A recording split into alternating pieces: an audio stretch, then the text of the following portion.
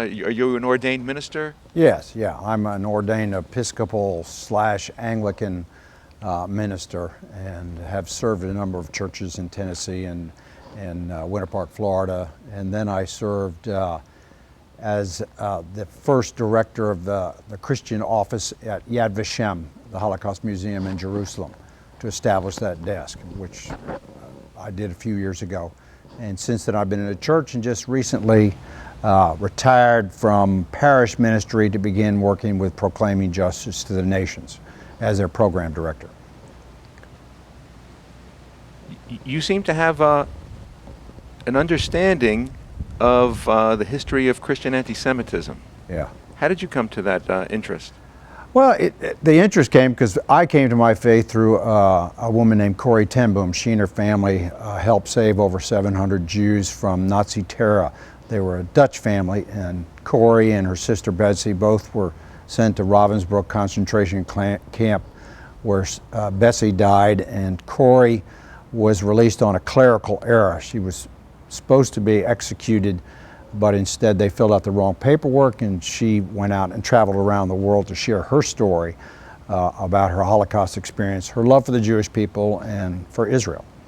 And I, so to speak, inherited that from her, although I've always had an interest in the Jewish people and the relationship between Christians and Jews. What is it in a Christian theology you think that has contributed to so much anti-Semitism through the ages? Well, it actually started very early on in the church's history, even the early part of the 2nd century, when the church actually originally the church was a Jewish sect within Judaism, and over time it moved away from Jerusalem and became dominated by Gentiles. Well, for one reason or another, for lots of reasons, there's hostility between particularly Jewish believers and Jews who didn't believe, and this kind of was taken up by the Gentiles who developed an understanding that they need to distance themselves from their Jewish roots by, for instance, changing the day of worship from Shabbat, from Sabbath, to Sunday, from discontinuing celebration of the biblical feasts and replacing them with Christian feasts, the equivalent of, for instance, Good Friday instead of Passover, and having Christmas and things like this that are not necessarily biblical feast days, but trying to remove any vestige of Judaism from the church. This is what I call anti-Judaism. And when you tend to be anti-Jewish, eventually you're going to be anti-Jew. You're going to have anti-Semitism, which happened in the church. And for 2,000 years, the history between Christians and the Jewish people is horrendous. Jesus made it clear that we are to love our neighbor as ourselves. The Shema applies to Christians just as much as it does to Jews. So the idea that we would persecute anybody is foreign to the teachings of Jesus.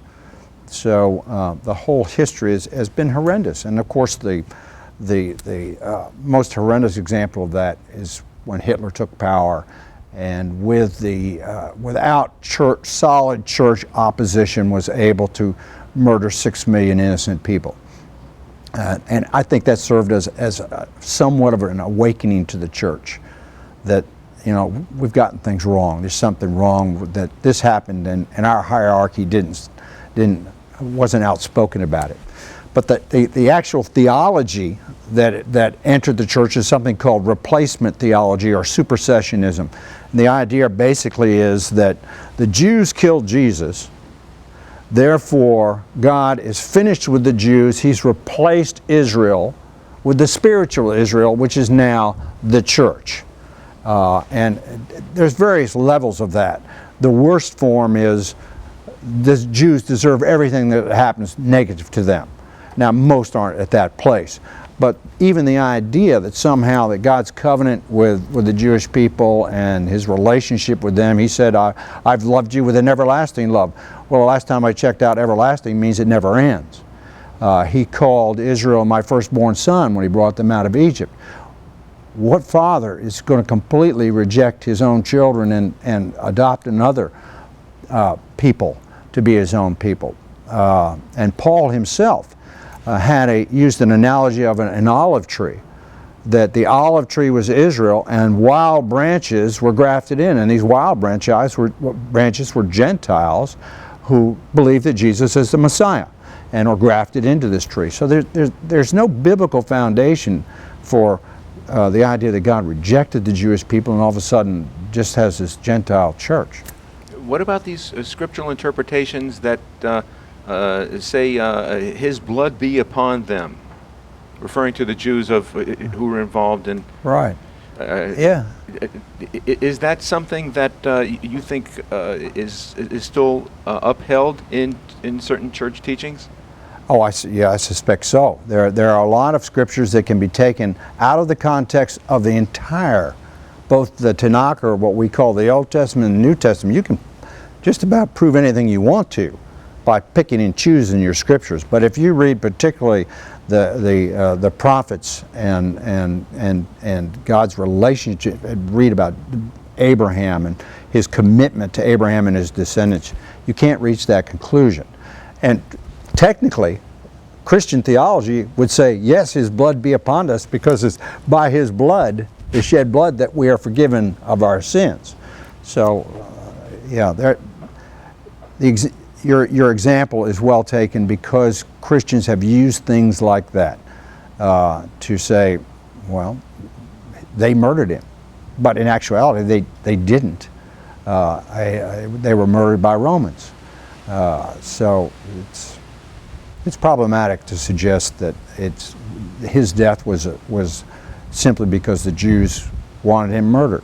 They couldn't do it themselves, so they had to have complicity from the Romans. But in actuality, his death is what, from a Christian perspective, is what saves us from our sin. So he had to die. He knew when he went to Jerusalem, he knew he was going to die. He's told his disciples that. So this didn't come on as any kind of a surprise to him. He was painfully aware what was going to happen, and he was willing to do it because he loved us so much.